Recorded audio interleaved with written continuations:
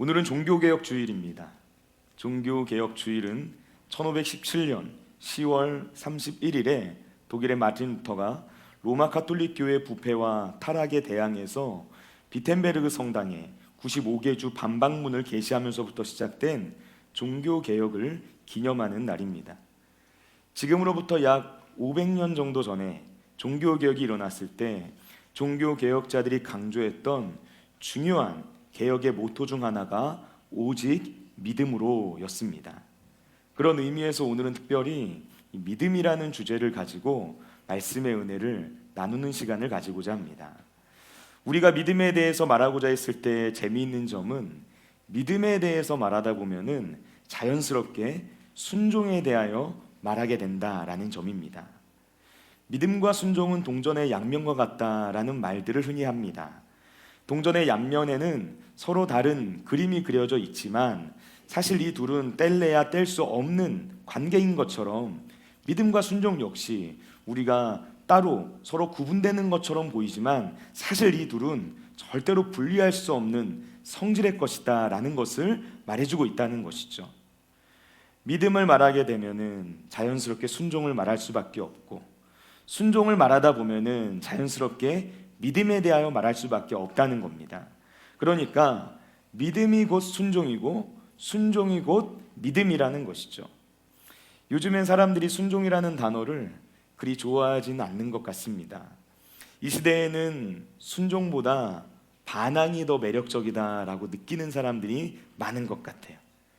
어떤 사람에 대해서 표현할 때도 이 사람이 순종적이다라고 말하면 뭔가 힘이 없는 것 같고 연약한 사람인 것처럼 생각하는 것 같고요. 반면에 이 사람 참 반항적이야 라고 말을 하면 뭔가 더 강해 보이고 뭔가 더 있어 보이는 듯한 그런 느낌을 받게 되는 겁니다. 그래서 이제 어떤 분들은 이상형을 말할 때도 나는 나쁜 남자가 이상형이야 말하는 분들도 있는 거죠. 혹시 나쁜 남자 이상형인 분 있나요? 손가락 한번 만나보세요.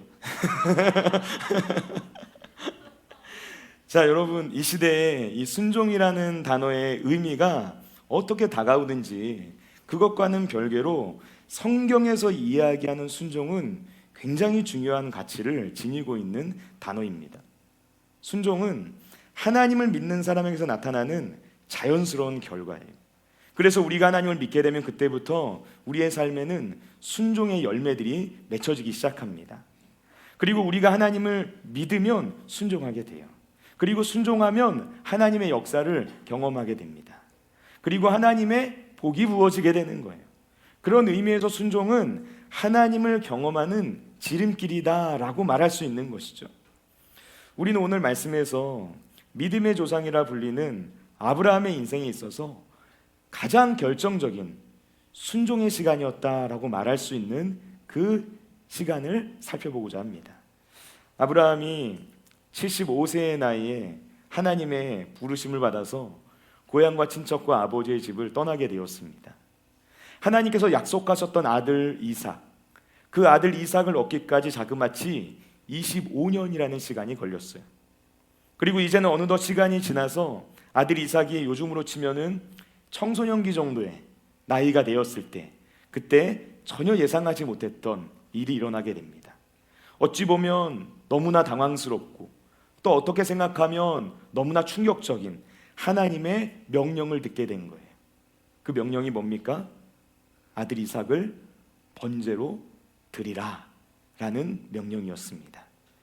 여러분, 오늘 우리가 이 말씀을 통해서 은혜를 나눌 때 우리 가운데 하나님의 말씀에 온전히 순종할 수 있는 놀라운 믿음의 역사가 시작되시기를 예수님의 이름으로 축원을 드립니다.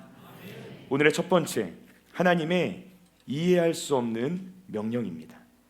우리 다 같이 창세기 22장 1절과 2절 말씀 우리 한 목소리를 읽겠습니다.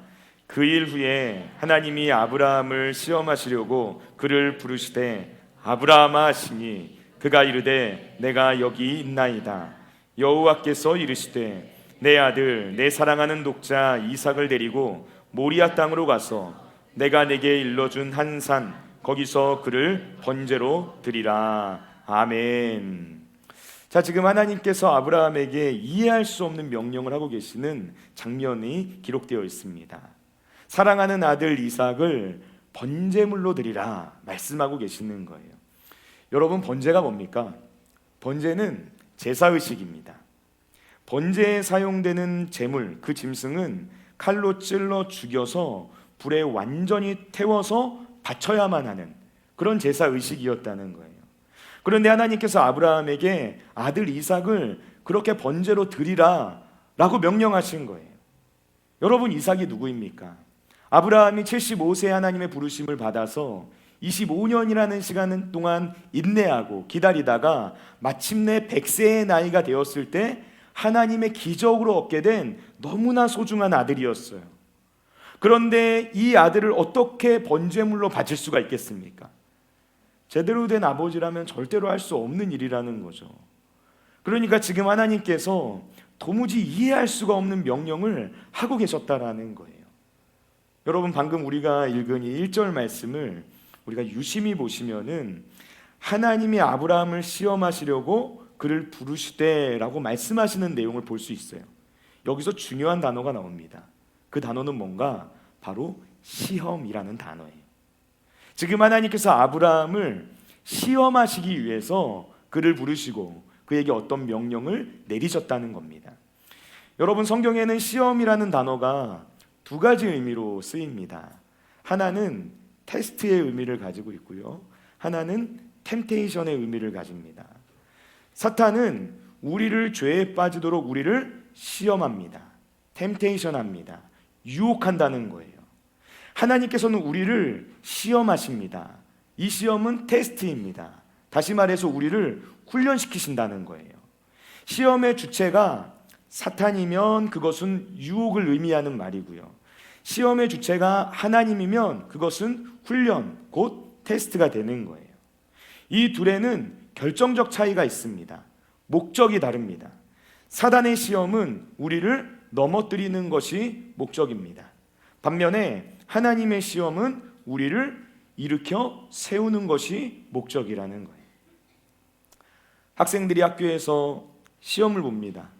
그런데 시험을 보는 이유와 목적이 뭐라고 생각합니까? 여러 가지 이유를 말할 수 있겠죠. 그런데 그 중에서 시험이 가지고 있는 중요한 기능 중에 하나는 시험을 보는 그 사람의 성장을 위한 것에 있다는 거예요. 시험을 봄으로써 내 실력이 어느 정도인지를 나름대로 평가하게 되고 그 과정을 통해서 더 높은 단계로 성장할 수 있도록 만들어주는 겁니다. 시험이 가지고 있는 목적 중에 하나가 바로 이것이라는 거예요. 여러분, 하나님께서 아브라함에게 하신 명령은 도무지 이해가 되지 않는 충격적인 명령이었죠. 그런데 우리는 이 말씀 속에서 등장하는 이 시험이라는 단어를 통해서 이 명령 속에 하나님의 의도와 목적이 담겨져 있었구나 하는 사실을 발견할 수가 있는 거예요. 하나님의 의도는 뭡니까? 아브라함의 믿음이 하나님께서 원하시는 그 수준까지 도약하고 성장하는 것에 있었던 것이죠. 여러분, 아브라함에게 믿음이 있었습니다. 그러나 그 믿음이 믿음의 조상이라고 불릴 정도의 완전한 믿음은 아니었어요. 아직은 뭔가 부족한 믿음이에요. 이 정도면 됐다라고 생각할 정도의 마침표가 찍히는 믿음은 아니었다는 것입니다. 여러분, 지금 아브라함의 믿음에 뭐가 부족했던 것일까요? 아브라함이 진정한 믿음의 조상이 되기 위해서 통과해야만 했던 최종적인 관문은 과연 뭐였습니까? 이 질문에 대한 단서가 2절 말씀에 나오는데요, 2절 말씀을 보시면 내 아들, 내 사랑하는 독자 이삭이라는 문장이 나와요. 내 아들, 내 사랑하는 독자 이삭.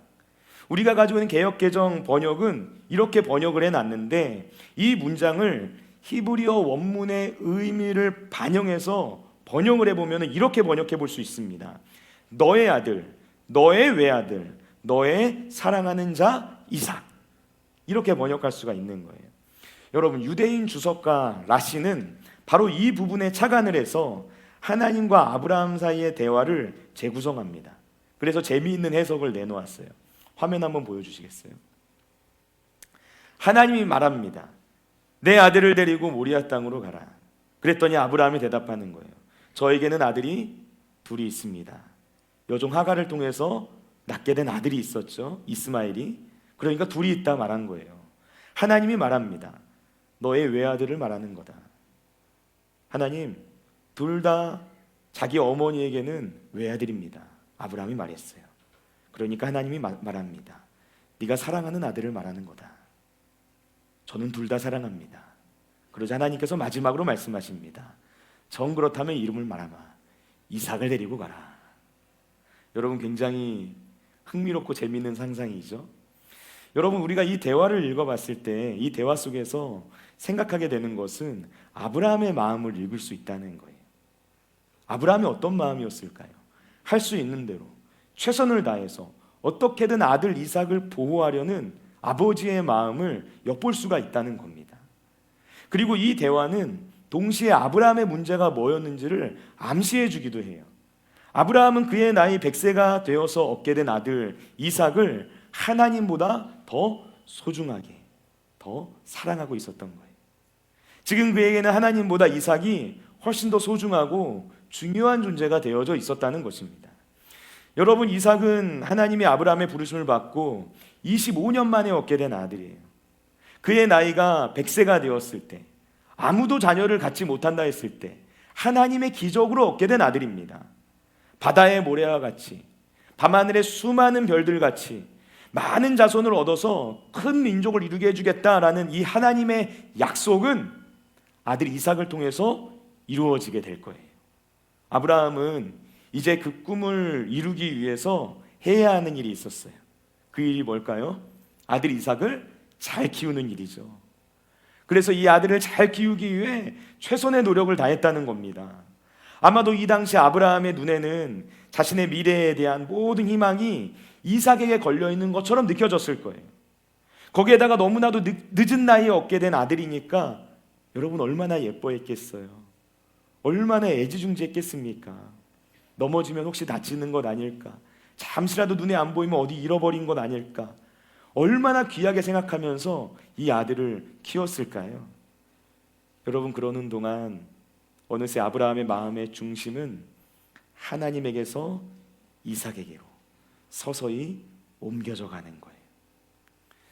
사실 창세기 12장에서 아브라함이 하나님의 부르심을 받고 그가 지금까지 의지하고 있었던 모든 것들, 아버지와 고향 그리고 친척, 모든 것들을 다 버리고 길을 떠나게 되었을 때 그에게 남아있는 인생의 희망이 있다면 단 하나밖에 없었어요. 그것은 하나님이었습니다. 하나님밖에 붙잡을 것이 없었다는 거예요.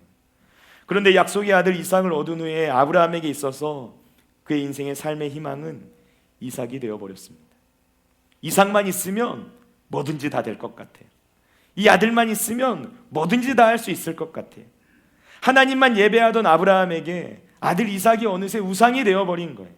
하나님을 잃어버리게 되면 모든 것을 다 잃게 되는 것인데 아브라함은 마치 이삭만 있으면 내가 모든 것을 다 얻게 될 거야 라고 생각하는 그런 착각에 빠지게 되었던 것입니다.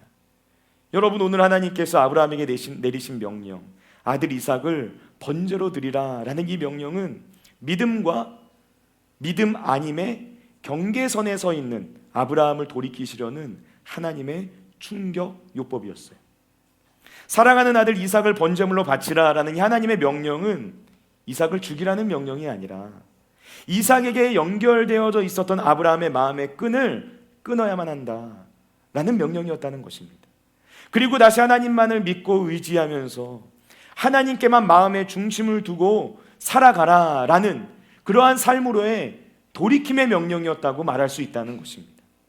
여러분, 그렇기 때문에 오늘 우리가 읽은 본문에 나오는 말씀처럼 아브라함의 손에 들려져 있었던 칼이 이삭의 목에 닿기 직전에 하나님께서 여호와의 사자를 보내셔서 그의 손을 잡아 채셨던 이유, 그 이유가 여기에 있는 것이죠.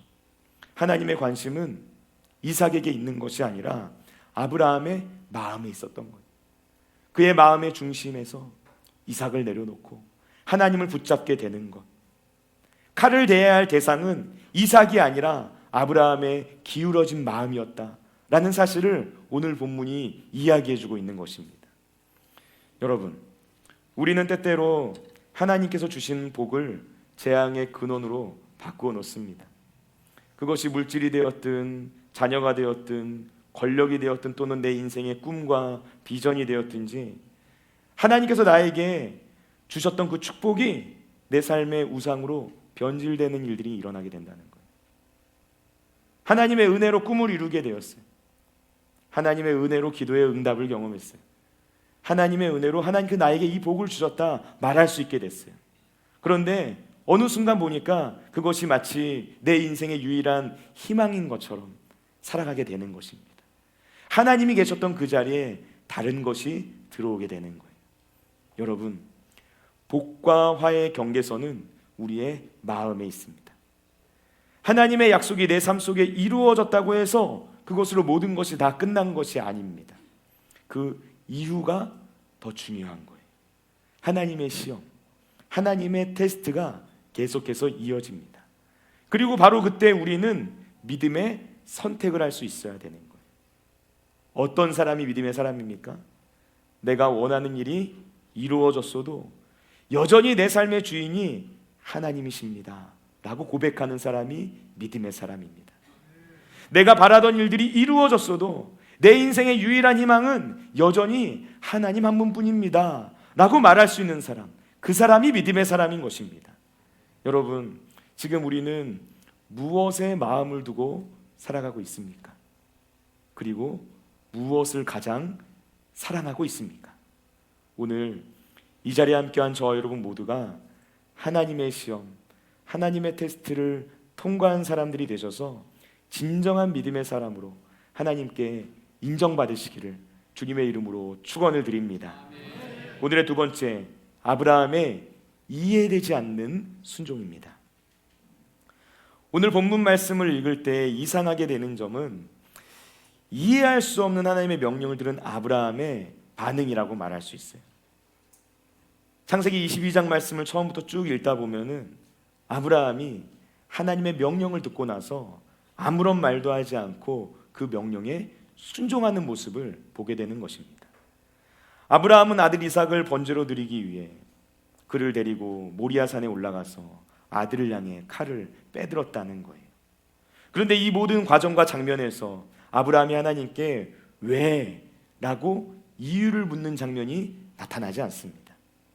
이해할 수 없는 하나님의 명령 앞에서 왜? 라고 이유를 묻지 않고 그냥 순종하고 있는 거예요. 여러분, 이런 아브라함의 모습은 우리에게 쉽게 이해가 되지는 않는 모습인 것이죠.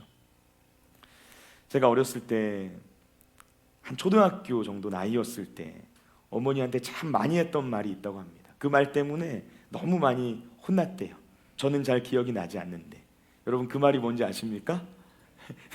왜요? 라는 말이 제가 한번 말씀드린 적이 있었죠. 그렇게 왜요라고 물었대요. 어머니가 이것 좀 해라 그러면은 왜요? 저것 좀 해라 그러면은 왜요? 계속해서 왜요라고 대답을 하는 거예요. 그래서 어머니가 자주 하셨던 말씀 중에 나중에 커서 너 같은 자식 낳아라 이런 얘기 많이 하셨거든요. 근데 요즘 그런 일을 경험하는 것 같아요.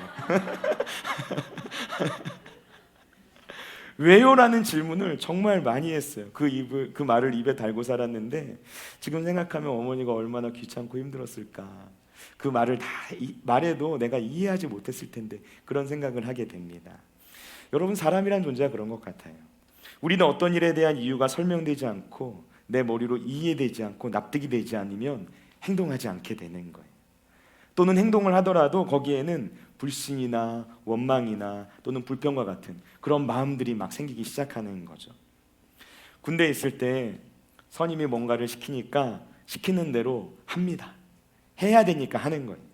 그런데 이 일을 왜 해야 되는지 그 이유와 목적을 모르고 그냥 하라고 하니까 일을 하면서도 뭔가 마음이 계속 불편한 거예요.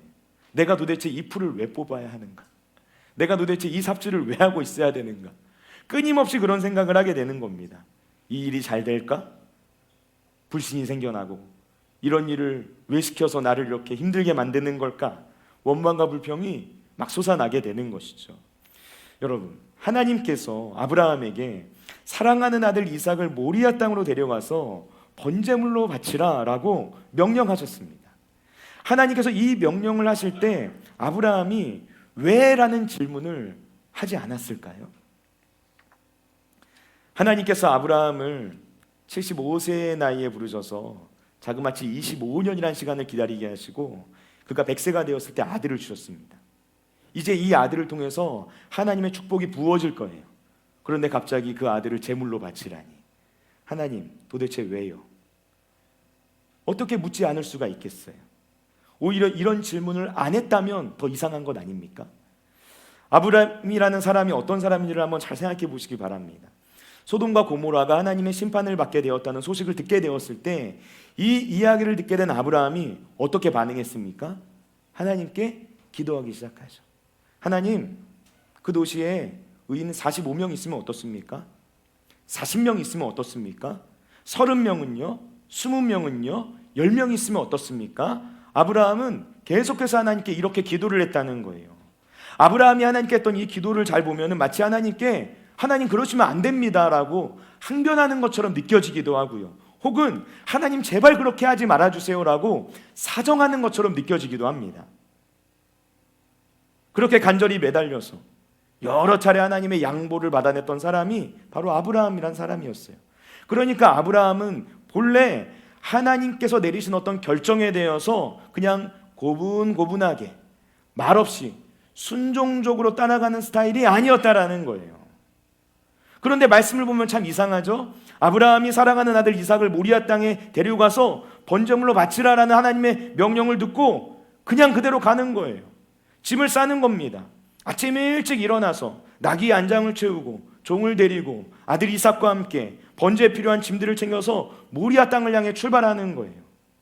주저하거나 지체하는 모습이 보이지 않습니다. 하나님께 말로 항변하지 않습니다. 하나님께 제발 사정하는 모습도 보이지 않아요. 하나님 도대체 왜요? 왜 그래야 합니까? 왜 그래야만 하는 것입니까? 질문하는 모습조차 보이지 않아요. 성경은 아브라함이 그냥 아무런 말 없이 행동하는 모습만 보여주고 있는 거예요.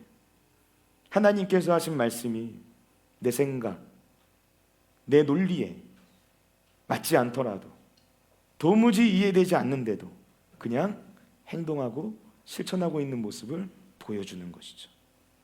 여러분, 우리는 바로 여기에서 진정한 믿음이란 무엇인지 믿음의 정체를 발견하게 됩니다. 믿음이란 뭡니까?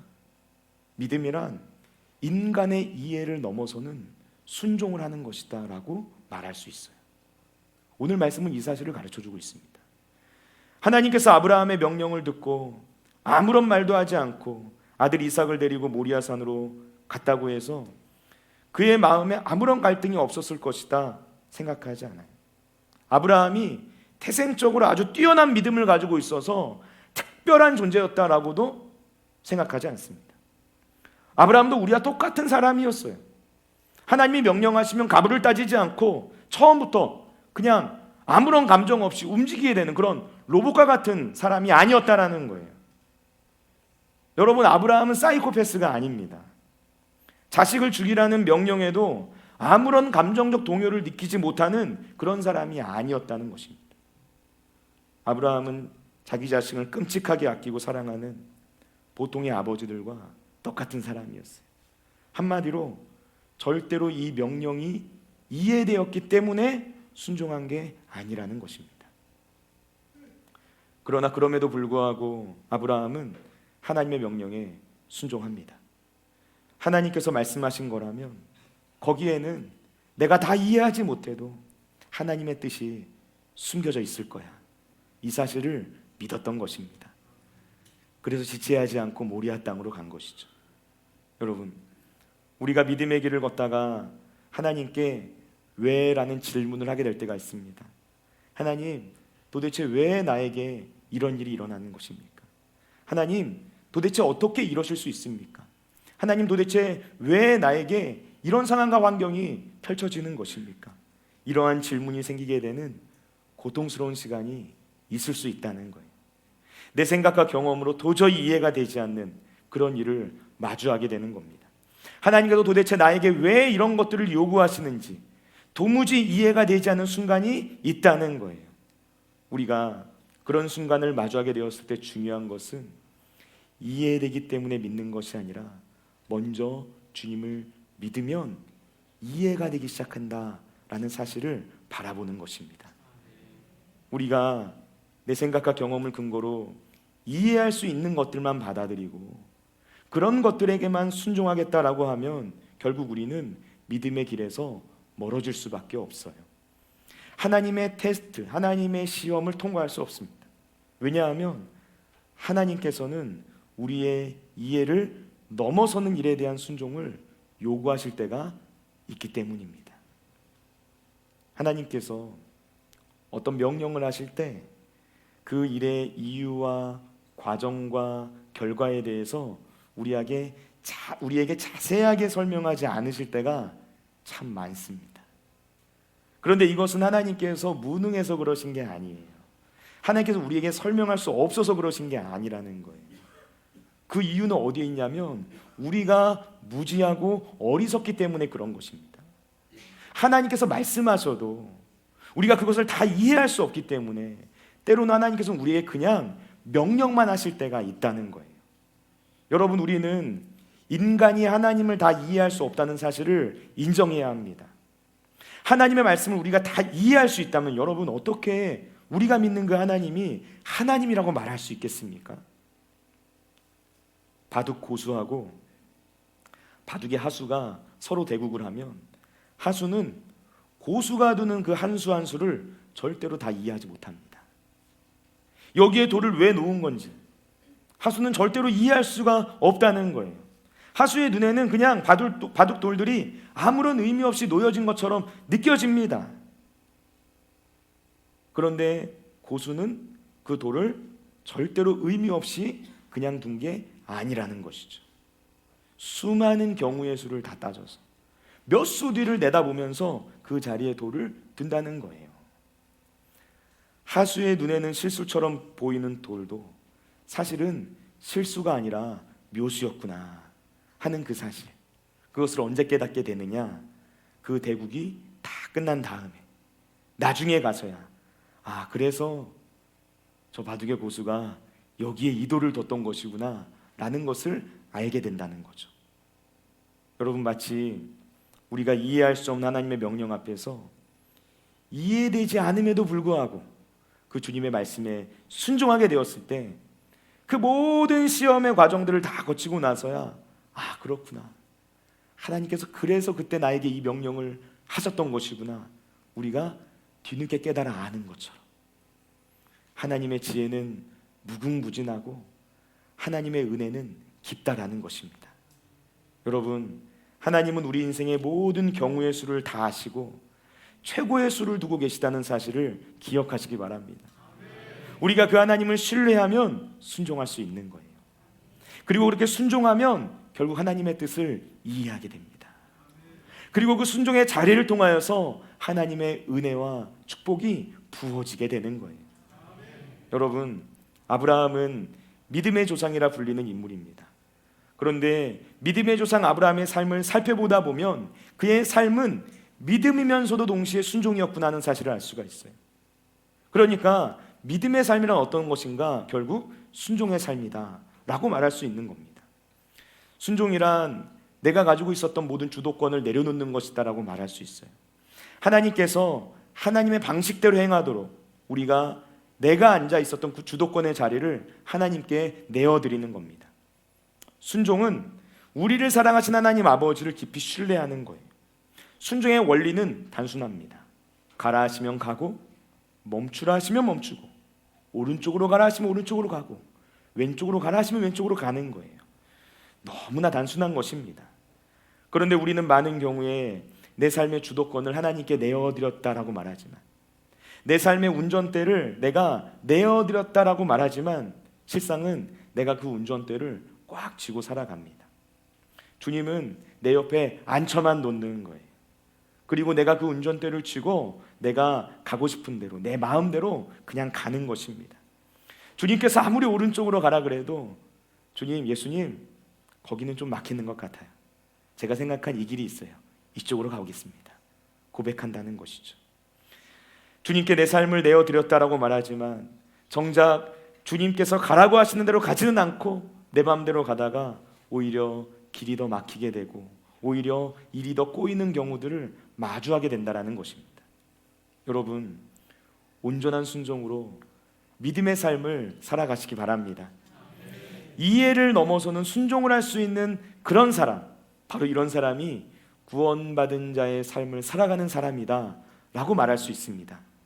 오늘 본문에서 하나님께서는 이해를 넘어서는 순종을 결단하게 된 아브라함을 보시면서 내가 이제야 네가 하나님 경외하는 줄을 아노라 라고 말씀하셨어요. 이해되지 않는 순종 속에 하나님께서 인정하시는 결정적인 믿음이 있는 것입니다. 하나님은 순종하는 자를 아름답게 보십니다. 그리고 우리가 순종할 때 기뻐하십니다. 그리고 순종하는 사람을 사용하십니다. 여러분, 오늘 저와 여러분 모두가 이해를 넘어서는 순종의 삶을 살아가셔서 하나님께서 인정하시는 믿음의 사람이 되시기를 예수님의 이름으로 축원을 드립니다.